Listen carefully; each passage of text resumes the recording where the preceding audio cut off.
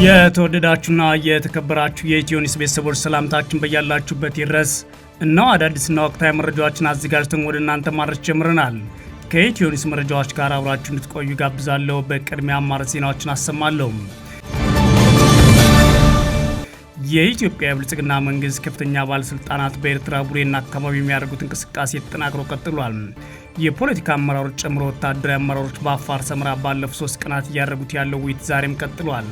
ጉዳዩ በትግራይ በአማራና በኤርትራ ያለውን ወታደራዊ እንቅስቃሴ ለመመልከት ያለመ መሆኑ ተሰምቷል። በዚህ ጉዳይ ላይ አቶ ጌታቸው ረዳም ውይይት እያደረጉ እንደሆነ መናገራቸውን በዝርዝር እንመለከታለን። በጎንደር ቀጠና የሚንቀሳቀሱ 2 የአማራ ፋኖ እዞች በሳምንት ጊዜ ውስጥ አንድነታቸውን እንደሚያውጁ አርበኛ ደረጀ በላይ አስታወቀም። በክልል የተለያየ አካባቢዎች ዛሬም ውጊያ ሲቀጥል በደቡብ ጎንደር በተፈጸመ የድሮን ጥቃት ጉዳት መድረሱ ተሰምቷል። በሌላ በኩል የአገዛዙ ጦር የሁለቱ እዙ አመራሮች የወልዲያ ዩኒቨርሲቲ ሰራተኞች ሰብስበው አግዙን ማለታቸው ሰምቷል። በዝርዝር እንመለከተዋለን። አብሯቸው ሲጓዝ የነበረ ስደተኛ አስከሬን የያዙ 2 ኤርትራውያን በቤላሩስ ድንበር መገኘታቸው አነጋጋሪ ሆኗል። ኤርትራውያኑ ስደተኞች ለቤላሩስ ፖሊስ እንደገለጹት አብሯቸው ይጓዝ የነበረ የ29 ዓመት ኤርትራዊ ስደተኛ በደረሰበት ድብደባ መንገድ ላይ ሳሉ ሕይወቱ ማለፉ ተሰምቷል። ዝርዝሩን ትሰሙታላችሁ።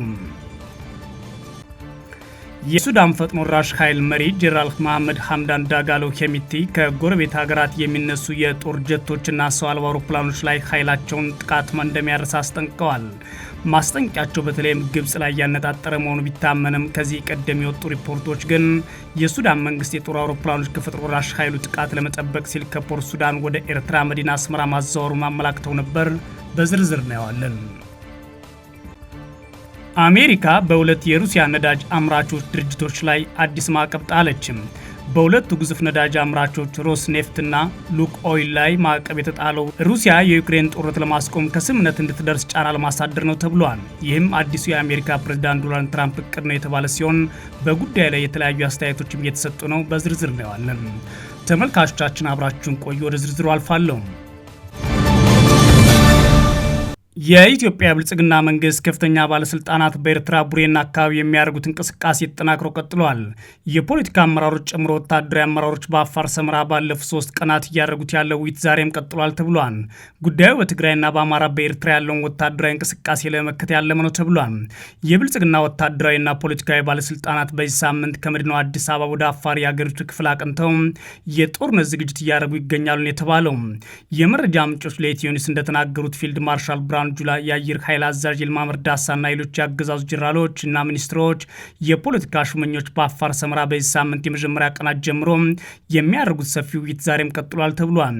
የውይይቱ መዝጊያ ላይ መሪያቸው አብይ አህመድ ይገኛሉ ተብሎ እንደሚጠበቅም ነው የመረጃ ምንጮቻችን ነገሩን። ውይይቱ በዋናነት በአማራ ክልል ያለውን ጦርነት፣ በትግራይ የሚከፈተውን ጦርነትና ኤርትራን የተመለከተ ነው ያሉት የመረጃ ምንጮች በውይይቱ አንድ ልዩ የመጨረሻ የዕቅድ ሰነድ ለማዘጋጀት ታልሟል ብለዋል። የትግራይ ኃይሎችና በአማራ ኃይሎች እንዴት በአጭር ጊዜ ጦርነት ማሸነፍና ማምከን ይቻላል የሚለው ዋና የውይይት ጉዳይ ነው ያሉት የመረጃ ምንጮቻችን ይህንን በአጭር ጊዜ አጠናቆ ቀጥሎ ኤርትራ፣ ሱዳንና ግብፅን ጨምሮ የውጭ ጠላቶቻችን መክቶ ወደ ባህር በር መግባት ደግሞ እንዴት ይቻላል የሚለው ሁለተኛ የውይይት ጉዳይ ሆኗል ተብሏል።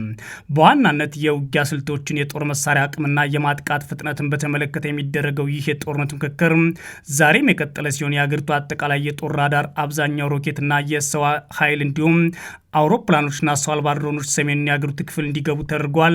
የማጥቃት እቅድና መመሪያም እየወጣ ይገኛል ነው ያሉን። ብልጽግናዎች የትግራይ ኃይሎች ውጊያ በቀጥታ አይከፍቱብንም፣ ነገር ግን እኛ በአጭር ጊዜ ማምከን የሚያስችል የህግ ማስከበር ስራ መስራት አለብን ብለው መጓየታቸውን ያደረሱን የመረጃ ምንጮች ይህ ውይይት ትኩረት እንዳይስብ የተለያዩ ስልቶችን በመጠቀም መረጃ ማሰራጨት የእቅዱ አካል ሆኗል ብለዋል። በገዋና የተቃውሞ ሰልፍ እንዲደረግ የተደረገው በራሱ በአገዛዙ የአፋር ብልጽግናና የማህበራዊ ሚዲያ አጀንዳ ሲሆን ብዙዎች እንዲነጋገሩበት ተፈልጎ ነው የተባለ ሲሆን አሁን ላይ ደግሞ አቶ ጌታቸው ረዳና ሬድዋን ሁሴን ወደ ቡሬ ግንባር ሄደው ለደቂቃዎች ብቻ ፎቶ ተነስተው በሄሊኮፕተር እንዲመለሱ የተደረገውም ለዚህ የማደናገር ዓላማ ነው ብለዋል። ለኢትዮ ኒውስ የተናገሩት የመረጃ ምንጮቻችን ዋና ግቡ ግን በሰመራ የቀጠሉ ወታደራዊና ፖለቲካዊ አመራሮች የጦርነት እቅድ ማውጣት ስብሰባ በሽፍንፍን ማሳለፍ ነው ብለዋል። ባለስልጣናቱ በቡሬ ግንባር መታየታቸውን ኢትዮ ኒውስ የዘገበች ሲሆን ዛሬ ደግሞ በአፋር ሰመራ ስብሰባ ላይ መሆናቸውን ዶይቼ ቬለ ዘግቧል። የጀርመኑ ዶይቼ ቬለ የኢትዮጵያ ፌዴራል መንግስት ከፍተኛ ባለስልጣናት፣ የጦር አዛዦችና የአፋር ክልል ባለስልጣናት ኤርትራ ድንበር አጠገብ የምትገኘው ስልታዊቷን የቡሬ ከተማን ጎበኙ ካለ በኋላ የአብይ አህመድ የምስራቅ አፍሪካ ጉዳይ አማካሪ ጌታቸው ረዳ፣ የኢትዮጵያ ብሔራዊ መረጃ ደህንነት አገልግሎት ሬድዋን ሁሴን፣ ከፍተኛ የጦር መኮንኖችና የአፋር ክልል ባለስልጣናት የቡሬ ጉብኝታቸውን አጠናቀው ቀትር ላይ ሰመራ ገብተዋል ብሏል። ዘገባው ጨምሮም ቡሬ ከኢትዮጵያ፣ ኤርትራ፣ ጅቡቲ አዋሳኝ ድንበር በቅርብ ርቀት ላይ የምትገኝ ስልታዊ ከተማ ናት ያለ ሲሆን ከኤርትራ የወደብ ከተማም ከአሰብ 80 ኪሎ ሜትር ያህል ትርቃለች ብሏል። በረሃማው የአፋር ክልል ከተማ ቡሬና አካባቢው ኢትዮጵያና ኤርትራ ከ1990 እስከ 1992 ባደረጉት ጦርነት የሁለቱ ሀገራት የጦር ኃይላት ለተከታታይ ወራት ከፍተኛ ውጊያ ያደረጉበት አካባቢ መሆኑን በማስታወስ የኢትዮጵያና የኤርትራ መንግስት አንዱ በሌላው ላይ ጦርነት ለመክፈት እየተዘጋጀ ነው በሚል በሚወቃቀሱበት በአሁኑ ወቅት ላይ የኢትዮጵያ ባለስልጣናት አካባቢን የጎኙበት ትክክለኛ ምክንያት በውል አልታወቀም ይላል ዶይቼ ቬለ። ባለስልጣናቱ ቡሬ መጎብኘታቸውን ዛሬ ቀትር ላይ አፋር ክልል ርዕሰ ከተማ ሰመራ እንደሚገኙ ከባለስልጣናቱ አንዱ በስልክ ለዶይቼ ቬለ ያረጋግጠውልኛል ያለው ሚዲያው፣ ዝርዝሩ ግን ባለስልጣኑ ጉዞ ላይ ነኝ በሚል ከመናገር ተቆጥቧል ብሏል። ኢትዮ ኒውስ ግን በሰመራ የሚደረገው ጉባኤ ባለፉት 3 ቀናት የቀጠለ ሲሆን ዋነኛ ዓላማውን በሶስቱ አካባቢዎች በተለይም ሰሜኑ አካባቢ እንዴት ከጦርነት ማጽዳት ይቻላል፣ ኃይሏችንን በሙሉ ተጠቅመን በአጭር ጊዜ አሸንፈን ወደ ባህር እንዴት እንቀርባለን የሚለው ላይ ሰፊ ውይይት የሚደረግበት ነው።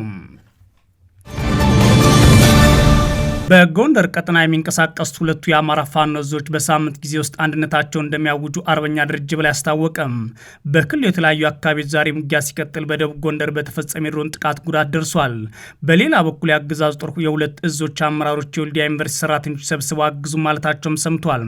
በጎንደር ቀጠና የሚገኙት ሁለቱ እዞች በአንድ ሳምንት ጊዜ ውስጥ አንድነታቸውን ሊያውጁ መሆኑን የተሰማው የአማራ ፋኖ ብሔራዊ ኃይል ሰሜን አማራ ቀጠና በላይ ዘለቀ እዝና የአማራ ፋኖ ህዝባዊ ድርጅት ጎንደር ጠቅላይ ግዛት እዝ ናቸው።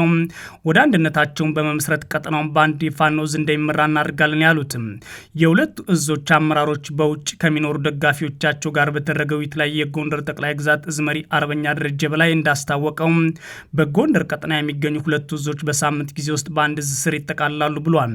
የአፋባ በላይ ዘለቀ እዝና ጎንደር ጠቅላይ ግዛት እዝ አመራሮች በአካል ተገኝተው ሲመክሩ ሰንብተዋል ያለው አርበኛ ደረጀ በላይ በቀጣዮች 3-4 ቀናት ውስጥ አንድነታችን ይፋ ይደረጋል ሲል ተደምጧል። ስለ አንድነታችን ጉዳይ ያው እንግዲህ ተጀምሯልኝ። ለመጨረሻው የአመራር ድልድልና የመጨረሻ እንደ ጎንደር በአንድ እዝ እንዲመራ በተጀመረው ፕሮሰስ ያው ሰሞኑ ከዚህ 2-3 ቀን እንዲጨረስ እንግዲህ በእግዚአብሔር ፍቃድ እየታገነ ነው፣ እየሞከርነ ነው። በዚህ ላይ ያው እንግዲህ መሬት ላይ ያለ የጋራ ሰራዊታችንና ከሱ ላይ 1-2-3 አባቶች ሆነ ወንድሞቻችን ያው ሰሞኑን አግኝተውና ነበር። በእነሱ ላይም የተመደበ ኮሚቴ ያለ እሱም የጋራ አድርጎ የዚህ 2 ቀንና 3 ቀን የአንድነት የአመራር አደረጃጀታችን ያው ግልጽ እናደርጋለን። በወረዳው ሸራገነት ወደ ተባለ አካባቢ በተሽከርካሪዎች ለመግባት የሞከረ የአገዛዝ ጦር ላይ የፋኖ ኃይሎች በከፈቱት ውጊያ በርካታ ወታደሮች ሲገደሉ ተሽከርካሪዎችም ወድመዋል ተብሏል። በውጊያው ከፍተኛ ድል አስመዝግበናል ሲል ነው የደጋው መብረቅ ክፍለ ጦር የፋኖ አመራር ያረጋገጠው። በተመሳሳይ በዚህ ወሎ ቀጠና አምባሰል ማርዬና ፓሶሚሌ አካባቢ ዛሬ ጥቅምት 13 2018 ዓ.ም ከጠዋት ጀምሮ ከፍተኛ ወታደራዊ ውጥረት ሰፍኗል ሲሉ ነዋሪዎች ነግረውናል። በአካባቢው አገዛዙ ተደጋጋሚ የመድፍ ድብደባ እያደረገ መሆኑን የተናገሩት የፋኖ የመረጃ ምንጮች በኩላቸው ፋኖ ያገዛዙ ከባድ መሳሪያ አስተኳሾችን መያዙን ማክለው ተናግረዋል። በተያያዘም የፋኖ ኃይሎች በምዕራብ ወሎ ቀጠና በተከታታይ ባደረጓቸው ዘመቻዎች ዋና መተላለፊያ መስመሮችን በመቆጣጠር የአገዛዙ ጦር እንቅስቃሴ መገደባቸውን አስታውቀዋል።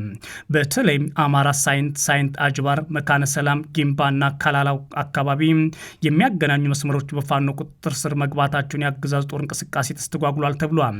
በሌላ በኩል አገዛዙ ዛሬ ጥቅምት 13 2018 ዓ.ም በደቡብ ጎንደር ዞን ላይ ጋይንት ወረዳ ዛጎች የተባለ አካባቢ በፈጸመው የድሮን ጥቃት በንጹሃን ላይ ጉዳት ደርሷል ሲሉ የመረጃ ምንጮቻችን ተናግረዋል።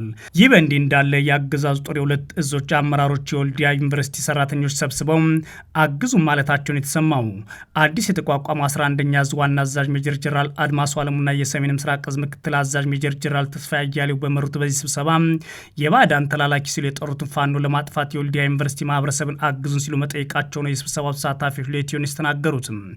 ተሰብሳቢዎቹ ስልክና ማንኛውም ኤሌክትሮኒክስ መገልገያዎችን ይዘው ወደ አዳራሽ እንዳይገቡ በተደረገበት በዚህ ስብሰባ በአንድ በኩል ፋኖን አጥፍተናል፣ በሌላ በኩል ደግሞ ፋኖ ወልዲያን ከቦ እንቅስቃሴ ግድቧል የሚሉ እርስ በርስ የሚጣረሱ ንግግሮች ከጀነራሎች ማዳመጣቸውን የስብሰባው ተሳታፊዎች ምንጮች ተናግረዋል። ምሁራዊ አቅማቸውን ተጠቅማቸው አግዙን ሲሉን ነው የዋሉት ያሉ አንድ የወልዲያ ዩኒቨርሲቲ መምህር ከተሰብሳቢዎቹ ይህ ነው የሚባል ተሳትፎ አልነበረም፣ መቅረት አይቻልም ስለተባለ ነው የተገኘው አብዛኛው። ስለዚህ ጀነራሎች የፈለጉትን ተናግረው ስብሰባው ተጠናቋል ሲሉ ነግረውናል። የአገዛዙ መከላከያ ሚዲያ በኩሉ በስብሰባው ላይ ባዕዳን የሴራ ጉዳያቸውን በቀጥታ ማድረግ ስላልቻሉ ለተላላኪ ጽንፈኛ ቡድኖች አጀንዳ ሰጥተው እየሰሩ መሆናቸውን በተመለከተ ሜጀር ጀነራል ተስፋዬ አያሌው ተናግረዋል ሲል መዘገቡን አይተናል። አብረዋቸው ሲጓዝ የነበሩ ስደተኞች አስክሬን የያዙ 2 ኤርትራውያን በቤላሩስ ድንበር መገኘታቸው አነጋጋሪ ሆኗል። ኤርትራውያኑ ስደተኞች ለቤላሩስ ፖሊስ እንደገለጹት አብሯቸው ይጓዝ የነበረን የ29 ዓመት ኤርትራዊ ስደተኛ በደረሰበት ድብደባ መንገድ ላይ ሳሉ ሕይወቱ አልፏል። የቤላሩስ የድንበር ጠባቂ 2 ኤርትራውያን ስደተኞች አብሯቸው ሲጓዝ የነበረውን ኤርትራዊ አስክሬን ይዘው እንዳገኟቸው አስታውቀዋል። ቤላሩስ ከላቲቪያ በሚያዋስነው ሰሜናዊ ግዛት ብራስላቫ የኤርትራዊ አስክሬን መገኘቱን ኤስቢ መገናኛ ብዙሃን ይፋ አድርጓል። ኤርትራውያኑ መሆናቸውን በአስተርጓሚ የገለጹ ስደተኞች እንደተናገሩት ላቲቪያ ከገቡ በኋላ የወታደር ልብስ በለበሱ ሰዎች ድብደባ ደርሶባቸዋል ተብሏል። እነዚህ ግለሰቦች ስልካቸውን እንደወሰዱባቸው በመሳሪያ እንዳስፈራሯቸውና ቤላሩስ ድንበር ላይ ጥሏቸው እንደሄዱም ስደተኞች ተናግረዋል። የብራስላቫ ግዛት መርማሪዎች በመንገድ ላይ የነበረው ስደተኛ እንደሞተና በአስከሬኑ ላይ ምርመራ እየተደረገ መሆኑን ገልጸዋል። የግዛቱ የምርመራ ኮሚቴ እንዳለው ከአውሮፓውያን 2018 ጀምሮ በተከሰተው የስደተኞች ቀውስ ምክንያት በቤላሩስና በላቲቪያ ድንበር 35 ሰዎች ህይወታቸው አልፏል። ቤላሩስ በምስራቅ በኩል ከሩሲያ፣ በደቡብ በኩል ከዩክሬን፣ በሰሜን በኩል ከላቲቪያ፣ በምዕራብ በኩል ከፖላንድ እንዲሁም በሰሜን ምዕራብ በኩል ከሊቱዌኒያ ጋር ትዋሰናለች። ከቱርክ የሚነሱ ስደተኞች በቡልጋሪያ፣ በሮማኒያ፣ በማልዶቫ እና በዩክሬን በኩል አቋርጠው ወደ ስዊድንና ኖርዌይ ለመግባት ቤላሩስ እንደ መሸጋገሪያ የተጠቀሟት ኃይላን ቢቢሲ በዘገባው የሱዳን ፈጥኖ ደራሽ ኃይል መሪ ጀነራል መሐመድ ሐምዳን ዳጋሎ ወይም ሄሚቲ ከጎረቤት ሀገሮች የሚነሱ የጦር ጀቶችና ሰው አልባ አውሮፕላኖች ላይ ኃይላቸው ጥቃት እንደሚያርስ አስጠነቀቁ። ማስጠንቀቂያቸው በተለይም ግብጽ ላይ ያነጣጠረ መሆኑ ቢታመንም ከዚህ ቀደም የወጡ አንዳንድ ሪፖርቶች የሱዳን መንግስት የጦር አውሮፕላኖችን ከፈጥኖ ደራሽ ኃይሉ ጥቃት ለመጠበቅ ሲል ከፖርት ሱዳን ወደ ኤርትራ መዲና አስመራ ማዘዋወሩ ጉዳዩን ሰፊ አድርጎታል። የሱዳን ጦር የሚደግፉ የቀጠናው ሀገራት አውሮፕላን ማረፊያ ላይ ጥቃት እንደሚሰነዝር ነው አርኤስኤፍ ያስታወቀው። ሰራዊታቸው ላይ ጥቃት ለማድረስ ከሱዳን ጎረቤት አገሮች የሚነሱ የጦር ጀቶችና ሰው አልባ አውሮፕላኖች እንደሚመቱ ሱዳን ትሪቡን ዘግቧል። ቁሳቁስ ለማድረስ ጥቃት ለመፈጸም ወይም ደግሞ ለመግደል ከየትኛውም ጎረቤት ሀገር የሚነሳ የትኛውም አውሮፕላን ያሰጋናል ነው ያሉት ሄሚቲ። የቀጠናው ሀገራት አውሮፕላን ማረፊያዎች በሱዳን ለሚደርሰው ጥቃት መነሻ ከሆኑ የጦር አውድማ እንደሚሆኑ ሄሚቲ ዝተዋል። ማስጠንቀቂያቸው በተለይም ግብጽ ላይ ያነጣጠረ ነው የተባለ ሲሆን ኤርትራም ደግሞ የአልቡራን የሱዳን ጦርና አጠቃላይ አውሮፕላኖችን በአስመራ ማስቀመጧ የስጋቱ አካል ሆናለች። ግብጽ የሱዳን ጦር በማሰልጠንና ሰው አልባ አውሮፕላን በማቅረብ በጦርነቱ መሳተፏ ሲገለጽ ቆይቷል። የሱዳን ጦር የዘር ጭፍጨፋ ፈጽሟል ሲሉ ሄሚቲ ከሰዋል። ጦሩ በዳርፉርና ኮርዶፋን ግዛቶች ጎሳ ተኮር ጥቃት የፈጸሙ ሰዎችን ከምድረ ገጽ ሊያጠፋ ነው ሲሉ አክለዋል። በቅርቡ በኮርዶፋን ግዛት በደረሰው የሰው አልባ አውሮፕላን ጥቃት የጎሳ መሪ ተገድለዋል። ጥቃቱን ተከትሎ የሱዳን ጦርና ፈጥኖ ደራሽ ኃይሉ እርስ በርሳቸው ሲካሰሱም ቆይተዋል። የሱዳን ፈጥኖ ደራሽ ኃይል ባለፉት ጥቂት ቀናት በጦሩ በተያዙ አካባቢዎች በተከታታይ የሰው አልባ አውሮፕላን ጥቃቶች ፈጽሟል ይላል ቢቢሲ። ጥቃቶቹ ወታደራዊ መቀመጫቸውና ንጹሃን ዜጎች ላይ ኢላማ ያደረጉ ነበሩ ተብሏል። ውጊያው ከመዲናዋ ካርቱም አልፎ አልፎ በዳርፉርና ኮርዶፋን ግዛቶች ተባብሶ ቀጥሏል። በሌላ በኩል የሱዳን ሲቪል አቪዬሽን ባለስልጣን በካርቱም ዓለም አቀፍ አውሮፕላን ማረፊያ ላይ የደህንነት ፍተሻ ካደረገ በኋላ አውሮፕላን ማረፊያው ለበረራ ክፍት አድርጓል። አውሮፕላን ማረፊያው ከ3 ዓመታት በኋላ የመጀመሪያውን ዓለም አቀፍ በረራ ትላንት አስተናግዷል። ሆኖም ግን ባለፉት 24 ሰዓታት በአካባቢው ሰው አልባ አውሮፕላን ጥቃት እየደረሰ ይገኛል ይላል ቢቢሲ።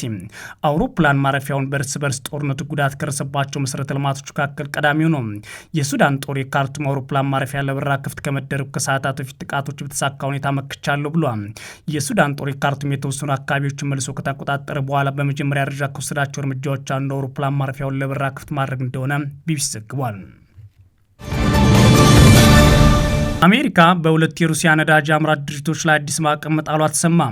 በሁለቱ ግዙፍ ነዳጅ አምራች ሮስ ኔፍት እና ሉክ ኦይል ላይ ማዕቀብ የተጣለው ሩሲያ የዩክሬን ጦርነት ለማቆም ከስምምነት እንድትደርስ ጫና ለማሳደር ነው። የአሜሪካው ፕሬዝዳንት ዶናልድ ትራምፕ ከሰሜን አትላንቲክ የጦር ቃል ኪዳን ድርጅት ኔቶ ዋና ጸሐፊ ማርክ ሩቴ ጋር ከተወያዩ በኋላ ከፑቲን ጋር ጥሩ ንግግሮች ባደርግም ውጤት አያመጡም ብለዋል። ትራምፕ ከሩሲያ ፕሬዝዳንት ቭላድሚር ፑቲን ጋር በቡዳፔስት ሊያደርጉት አቅደው የነበረውን ውይይት አራዝመዋል። ሩሲያ ትላንት ተፈጸመችው ድብደባ ህጻናት ጨምሮ 7 ሰዎች ተገድለዋል ሚላን ቢቢሲ። የአሜሪካ ግምጃ ቤት ጸሐፊ ስኮት ባሴት አዲስ ማዕቀብ መጣል ያስፈለገው ፑቲን ትርጉም አልባ ጦርነት እንዲገታ ስላልተስማሙ ነው ብለዋል። ነዳጅ አምራች ድርጅቶች የክሬምሊን የጦር መሳሪያ ሲሉ ገልጸዋቸዋል። በአፋጣኝ የተኩስ አቁም ስምምነት እንዲፈረም አሳስበዋል። ፑቲን ለሰላም ስምምነት ዝግጁ አይደለም ሲሉ ትራምፕ ተችተዋል። ማዕቀቡ በፑቲን ላይ ጫና እንደሚያሳድርም ይጠብቃሉ። ረጅም ጊዜ ጠብቀናል፣ አሁን ግን በማዕቀብ ጫና ለማሳደር ጊዜው ደርሷል ብለዋል ትራምፕ።